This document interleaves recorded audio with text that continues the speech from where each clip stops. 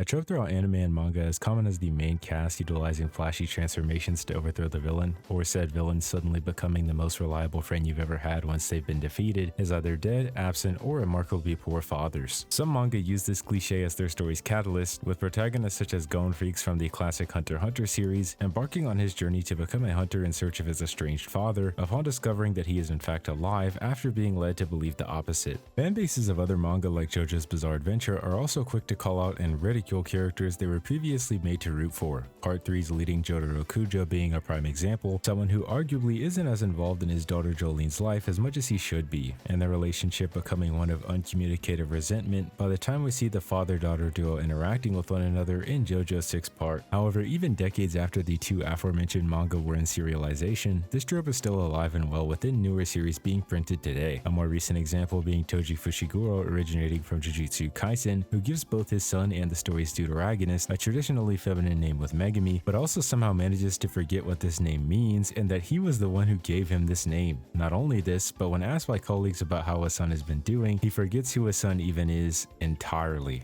As with any situation involving two human beings and their emotions, there are many very different as much as they are complicated reasons as to why these family matters can reach the dour, regrettable states they end up in when we're first introduced to these characters. But I thought it would make for an interesting topic today to compare two characters in particular who may come to mind whenever the idea of bad fathers in anime and manga is discussed, being Dragon Ball's Son Goku, someone who needs no introduction and was arguably the poster boy for this bad father trope for quite some time, considering how common asking the question of, is Goku a bad father, has become part of the Dragon Ball community, paired with equally common jokes about Piccolo's relationship with Goku's son Gohan. In comparison to Goku, Naruto Uzumaki is a protagonist who's only very recently discovered fatherhood, as his son Boruto has continued the Naruto story with his own, and Naruto has undeniably had a hand in his son's development, sometimes for the better and sometimes for the worse. But that's what we're here to talk about this Father's Day. Who is the better father between Naruto and Goku?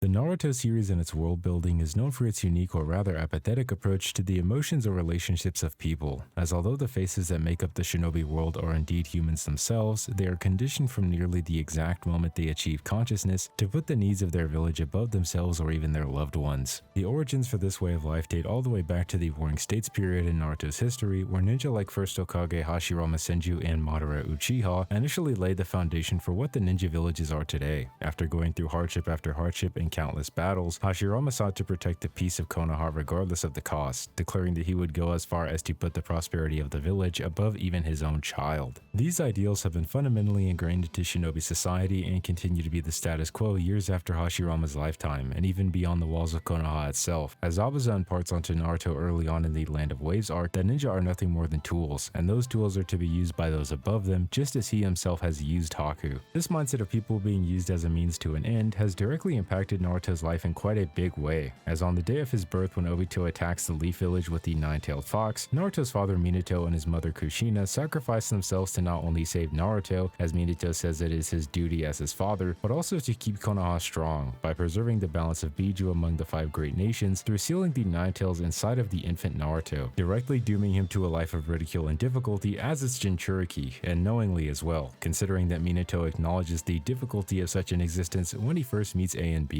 Naruto's childhood without his father was a difficult one, and being the son of the 4th Hokage earned him no mercy from Leaf villagers who viewed him as nothing more than a beast who ravaged their home. The only male role models in his early life made this no easier for him, as although he undoubtedly cared for and believed in Naruto, there wasn't very much Iruka could do as just a Leaf Chunin, with Hiruzen on the other hand having very minuscule involvement in Naruto's development beyond letting him have a place to stay, considering that Naruto eats expired food and later admits to Kushina that he never really had anyone he could consider a parental figure due to Minato and Kushina's absence. As the years go on and Naruto is further exposed to the shinobi as a means philosophy through gaining knowledge of things like Itachi's sacrifice, he grows a desire to reshape shinobi society to its very core, to do away with things like the curse of hatred that has ravaged the lives of so many, and achieves this once he realizes his dream of becoming Hokage. This is important, as like with any father in our real world, Naruto's childhood alongside the ideals that influence that childhood have had an effect on his son Boruto's development as well. Watching Naruto Naruto become Hokage was something that warmed the hearts of not only the audience, but all those who believed in and stood by him along his path as a ninja. But it's something that his son Boruto wasn't exactly thrilled about after some time had passed. Before being inaugurated as Hokage, we're led to believe that Naruto is more involved with his family, but becoming Hokage has changed that. Boruto laments that although his father has attained his dream, that crowning achievement has resulted in Naruto spending almost no time with his family or giving Boruto any attention due to prioritizing his new position. By the beginning of the manga, Boruto seems to have reached his breaking point, given how he directly confronts Naruto in the Hokage's office about not forgetting his own daughter Himawari's birthday, something it appears he indeed did based on his reaction. Upon this reminder, Naruto infamously decides to send a shadow clone to be with his family during the birthday celebration rather than attend with his actual body, and the shadow clone spontaneously popping causes Himawari's cake to fall to the floor, sending Boruto into a rage. Naruto putting his duties as Hokage before his family seems to be the case initially, but both he and Boruto go through a gradual change after Boruto cheats in the Chunin exam, and the two spend more time communicating with one another about Naruto's past and what it means to be a ninja, more than likely because Naruto realizes and accepts that his absence brought these circumstances. Naruto's tune changes so much in fact that he accepts a stranger, Kawaki, into his home as his child, despite knowing that he possesses a massive threat to not only the safety of Konoha, but the 5 nations in their entirety. Naruto not only attempts to nurture Kawaki into a better environment away from Kara, but he wields him as a force to aid in Boruto's development as well, which for the most part works effectively given how the duo are learning to function with their karma marks and share lives as vessels. It's also fairly apparent to see part of why Naruto accepts Kawaki into his home is seeing himself and him as someone who had to grow up being a Jinchuriki, but this arrangement soon changes very greatly and very quickly. Boruto and Kawaki grew up from having to be protected from Kara and the Otsutsuki by Naruto to becoming so strong that they instead have to protect him. This is due to Naruto becoming weakened after Kurama's death, and it makes it somewhat difficult to judge his role as a father in some aspects, considering there isn't much he can do being so much weaker than the primary threats that exist now in people like Ada, Damon, or Code. And Naruto along with Hinata end up being sealed away by their adopted son Kawaki, who seeks to murder their biological son Boruto in order to rid the world of the Otsutsuki, who are a threat to shinobi like Naruto, that Kawaki deems to be good people. There may be room to criticize Naruto here, but we'll save that for our comparison, and we can now move on to discuss Son Goku.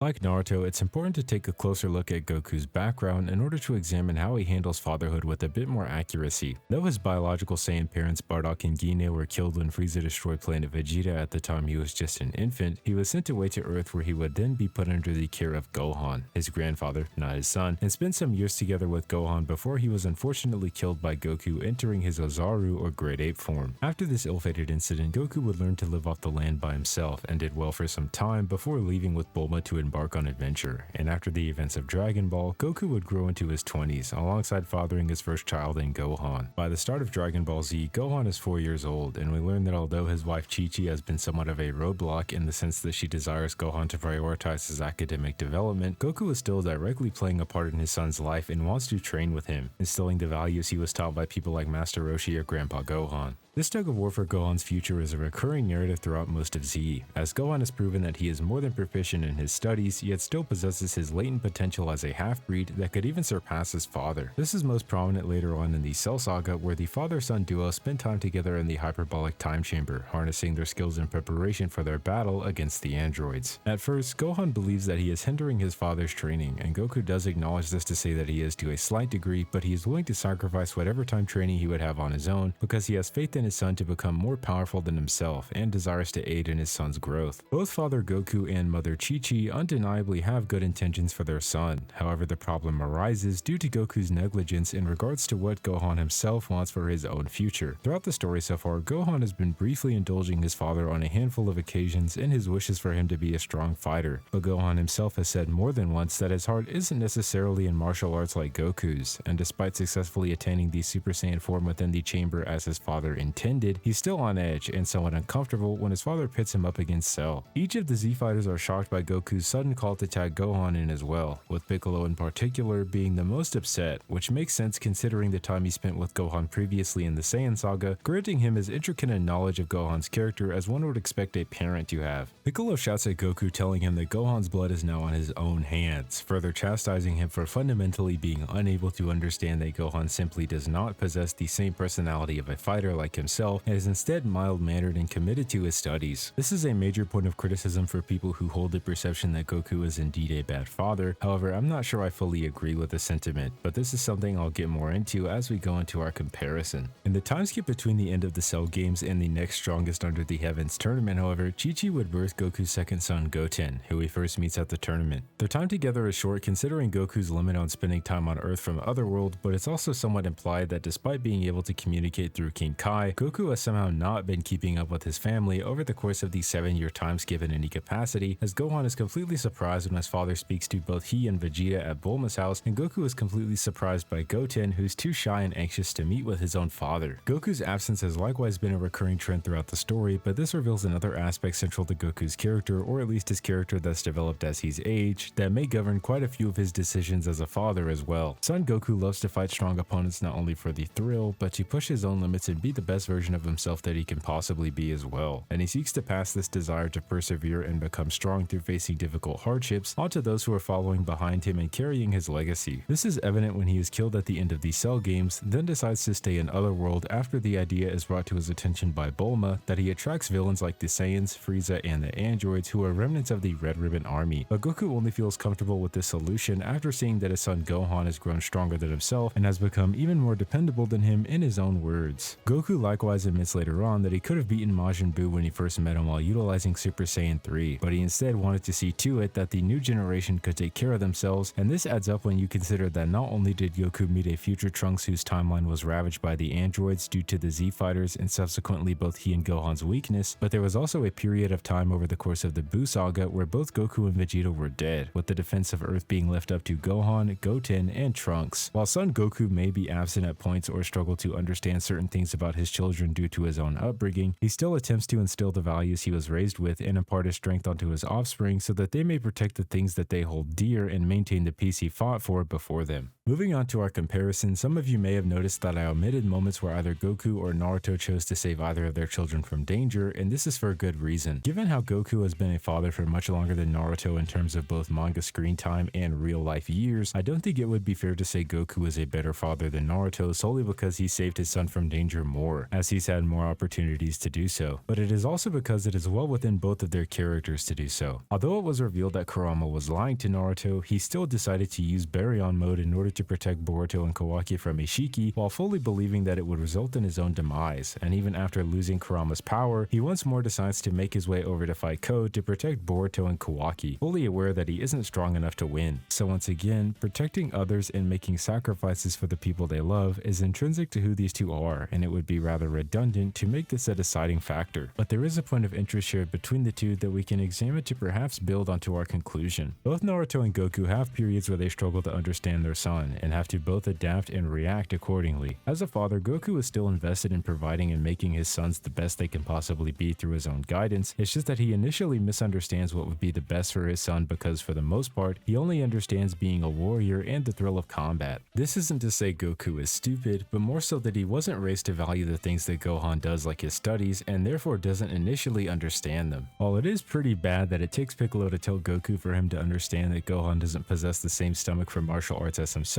Goku does adequately respond to this by changing his goal from attempting to make Gohan stronger so that he can enjoy fighting like he does, to instead teaching Gohan alongside Goten or even Trunks that they should become stronger to protect the people and the things they care for, and we see this at the end of Z when Goku acknowledges that being hard on the next generation has brought about peace. Naruto is in a very different place, however, as the prestigious Hokage of the Leaf Village, and this is a position he takes very seriously and has done so for nearly his entire life. For example, some may take issue with how Naruto tells Boruto to not call him dad and instead call him Lord Seventh while they're communicating with each other in his office, but he himself has elected to instead refer to Minato as Lord Fourth on a handful of occasions. Not only this, but just as Hiruzen before him, Naruto also views the entirety of the village as his family and has a responsibility and duty to take care of that entire family as the Hokage. The disconnect between Naruto and his son Boruto happens because Boruto only sees that his father now doesn't pay any attention to him since he became Hokage, rather than the fact that his father is now not only an important person to himself, but a very important person to others in the world around him as well. When confronted with this reality after discovering Boruto in fact cheated during the Chunin exams and listening to his outbursts following, Naruto instead opts to show Boruto what it means to be a shinobi, along with the blood, sweat, and tears it took for Naruto to get where he is today, something something that Boruto almost immediately seems to understand, changes his attitude respectively, and now embraces the fact that he is the Hokage's son. So both Naruto and Goku have demonstrated emotional availability and adaptability when it comes to the developmental needs of their children, and both are invested and present in their children's lives. Some may say that this is not so much the case with Goku, as he can admittedly be gone for extended periods of time, such as when he was on planet Yardrat following the events of Namek, in the 7-year time skip after the Cell Saga, or even at the end of Z where he abandons his family entirely to train with Oob. But Naruto has likewise made poor decisions that have led to his absence, like bringing Kawaki into his home despite the warning signs and ending up sealed away from his biological son and daughter. People also criticize Goku for making decisions that they believe put Gohan in unnecessary danger, such as when he tells Gohan to fight Vegeta while he himself is laid out on the ground. But this leads to a point that's key to this discussion, that being that we should be judging the actions of the characters relative to the rules or logic of their own universe. To put it more so into perspective, let's say your father is confined to a wheelchair, while an armed and bloodthirsty individual breaks into your home. It would be incredibly dangerous and a sign of bad parenting if he then orders you to go and confront the invader rather than calling the police, who are trained professionals, to deal with the situation. But in Goku and Gohan's situation, and within the context of Dragon Ball, there is no one else who has the proper tools or training to stand up to Vegeta other than themselves, and therefore Goku attempting to nudge Gohan into the direction of utilizing his rage to fight Vegeta and defend the rest of the Earth does not make him a bad father. This same lens should also be looked at for situations involving Naruto's fatherhood as well, and this is where it can get somewhat difficult to make a definitive statement regarding the topic, as what makes a good father differs not only per person watching this video now, but also differs between the characters within the very stories themselves. For example, there are occasions where characters lecture Goku for the decisions he makes as a father, but when Boruto airs out his grievances in regards to his father, nobody really holds it against Naruto himself, and Sasuke, as Boruto's teacher, instead attempts to push Boruto to find out why Naruto does the things he does. Both Dragon Ball Super and Boruto are still ongoing, but comparing where Naruto is now isn't completely different to where Goku is at the end of Z. Naruto is now sealed and away from his family, but these circumstances only came as a result of his attempts to not only be a good father to Boruto by giving him a brother he can learn from in Kawaki, but attempting to be a good father to Kawaki by providing him a better life as well. Goku being separated from not only his sons but his granddaughter at the end of Z comes as a result of a conscious decision to leave them behind in order to train Oob into a strong opponent. While one may attempt to assert that this is to train Oob into a fighter to protect the Earth, both Goku and Vegeta imply or just outright declare that it isn't, meaning Goku abandoned his family for entirely selfish reasons. This obviously isn't enough to say Goku is a bad father on its own, but I am inclined to look at him differently because of it. At the end of the day, I don't really believe there's much to say that Naruto is a bad father at all, but I also believe many of the arguments deeming Goku to be a bad father are a reach or just completely false. I'm slightly leaning towards Naruto, but that's just what I think, and to reiterate, both have good and bad father points that should be taken into account when forming your conclusion. That about wraps it up for all I have to say in regards to the topic, however, and while this is my first Dragon Ball video, I hope to do many more in the future, but I have other Naruto content on my channel you might be interested in, like previous versus battle videos I've done or my recent video ranking members of the Akatsuki, but I plan to make even more videos about Naruto, Boruto, Dragon Ball, and various other topics in the future, so subscribe for free to be notified of what I get up to in the future, such as when I upload or stream. Like this video to support both the channel and myself, as well as let me know that this is the type of content you want to see. Let me know in the comments below if I missed anything or other topics you'd like to see me cover in the future. Thank you all for watching,